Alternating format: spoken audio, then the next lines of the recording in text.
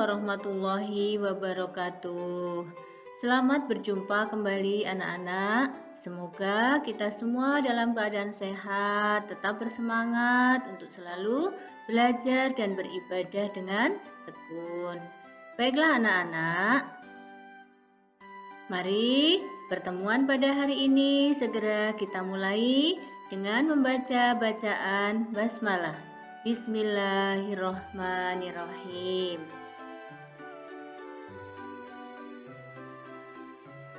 Anak-anak, hari ini Ustazah akan melanjutkan pelajaran matematika. Hari ini kita mulai pelajaran baru yaitu tentang hubungan antar garis. Bagaimana? Anak-anak sudah siap untuk belajar? Baiklah, kalau sudah siap, Ustazah akan mulai. Nah, hari ini kita akan belajar tentang hubungan antar garis. Namun, sebelum kita belajar tentang garis, kita perlu belajar dulu tentang titik. Titik adalah sesuatu yang memiliki kedudukan. Biasanya dilambangkan dengan tanda seperti ini, tanda titik. Sering lihat ya anak-anak ya. Dan diberi nama menggunakan huruf kapital. Misalnya titik A, atau titik B, atau titik C dan seterusnya. Ini namanya titik. Mengapa kita belajar titik? Karena nanti ini akan ada hubungannya dengan pelajaran kita, yaitu tentang garis. Paham ya anak-anak ya? Kita tahu dulu titik. Nah, nanti kalau ada titik untuk memberikan nama, kita menggunakan huruf kapital seperti ini.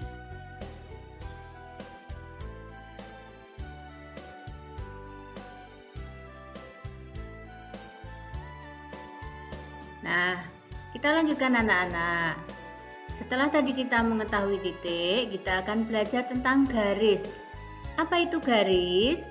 Garis adalah merupakan himpunan titik-titik yang berderet, yang anggotanya lebih dari satu titik. Jadi kalau titik-titik itu digabung-gabungkan, berderet ke kanan atau ke kiri, ke atas ke bawah, nanti akan membentuk sebuah garis. Nama garis itu biasanya menggunakan huruf kecil, misalnya garis G, garis H, atau garis J, dan seterusnya. Atau kalau mau ditulis dengan huruf kapital, itu menggunakan dua huruf, misalnya garis AB, garis AC, atau garis KI, dan sebagainya. Perhatikan contohnya. Nah, yang depan ini nama garis menggunakan huruf kecil, namanya garis H. Yang kedua, ini contoh yang menggunakan dua huruf kapital, yaitu garis AB. Paham ya anak-anak ya? Perhatikan, garis itu ujungnya ada tanda panahnya, kanan dan kiri. Semuanya ada tanda panahnya ini. Nah, selain garis, kalian juga mengenal ini yang namanya ruas garis. Nah, ruas garis ini bedanya hanya di ujungnya. Ruas garis ujungnya tidak menggunakan tanda panah. Nah, yang terakhir namanya ini sinar garis. Sinar garis tanda panahnya hanya ada satu. Boleh di sebelah kanan, boleh di sebelah kiri, atau ke atas atau ke bawah, tapi hanya salah satu. Paham ya anak-anak ya? Garis seperti ini. Nah, gambarnya perhatikan. Kalau ini namanya ruas garis, kalau ini namanya sinar garis. Garis merupakan himpunan titik-titik yang berderet yang anggotanya lebih dari satu.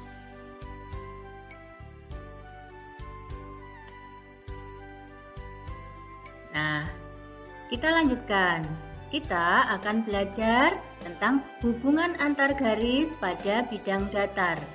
Apa itu? Mari kita pelajari satu persatu, silahkan diperhatikan. Yang pertama, garis sejajar, yaitu kedua garis yang terletak pada bidang datar dan tidak memiliki titik potong. Ulang lagi, bahwa garis sejajar itu adalah kedua garis yang terletak pada bidang datar dan tidak memiliki titik potong. Maksudnya tidak ada pertemuan untuk perpotongan dua garis tersebut. Garis sejajar dilambangkan dengan tanda ini. Tanda garis miring 2 ini dibaca sejajar. Ya, dibaca apa?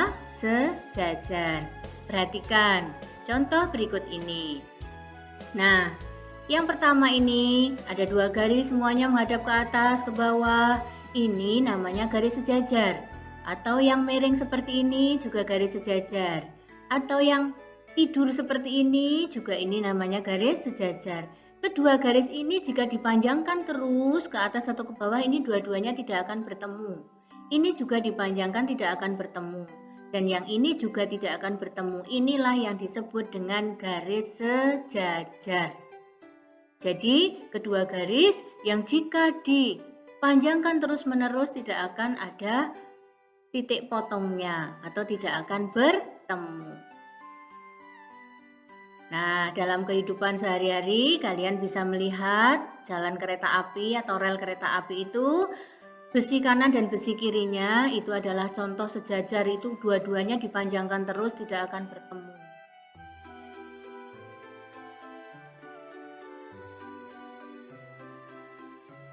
Yang kedua, tadi yang pertama namanya garis sejajar. Yang kedua namanya garis berpotongan. Apa itu? Kedua garis yang terletak pada bidang datar dan berpotongan di satu titik. Jadi kedua garis ini kalau dipanjangkan akan bertemu di satu titik. Nah, garis berpotongan itu nanti ada dua, yaitu garis berpotongan saja dan garis berpotongan tegak lurus.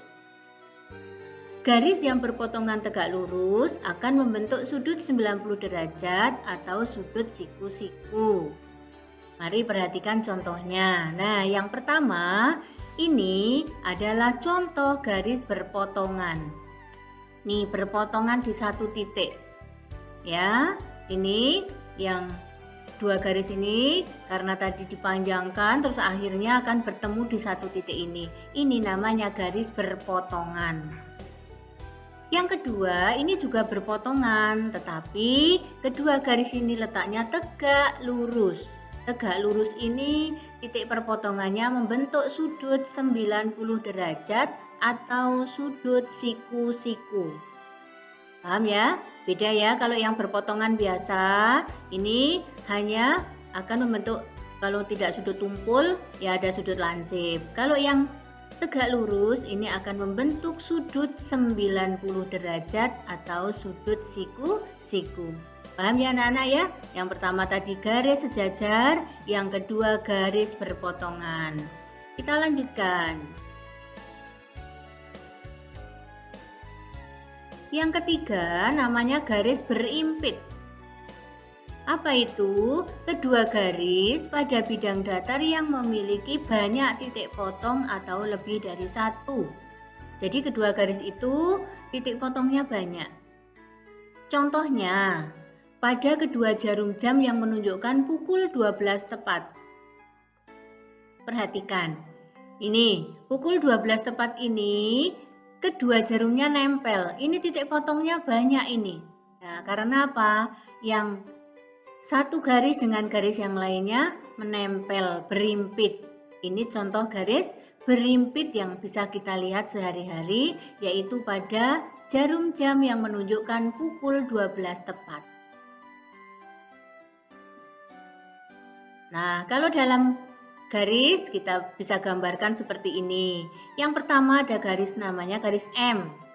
Nah, garis M ini akan berimpit dengan garis N. Nah, ini titik potongnya banyak sekali. Karena ini dua garis tapi terletak dalam satu tempat dan berimpit. Inilah yang disebut dengan garis berimpit. Bagaimana anak-anak? Paham ya? Garis berimpit seperti ini, garis berpotongan, ada berpotongan saja, ada berpotongan tegak lurus, terus ada garis sejajar. Baiklah anak-anak, Kalau kalian sudah paham materi yang Ustazah sampaikan, Ustazah siapkan soal-soal berikut dikerjakan. Tetapi kalau belum paham, belum jelas, silahkan diputar lagi videonya supaya kalian lebih paham. Jangan lupa dikerjakan di buku tulis matematika. Jawabannya dikirim ke Ustazah. Baiklah anak-anak, mari pertemuan hari ini kita akhiri sampai di sini terlebih dahulu. Mudah-mudahan kalian paham apa yang Ustazah sampaikan. Mari kita akhiri dengan membaca bacaan hamdalah. Alhamdulillahirabbil alamin. Assalamualaikum warahmatullahi wabarakatuh.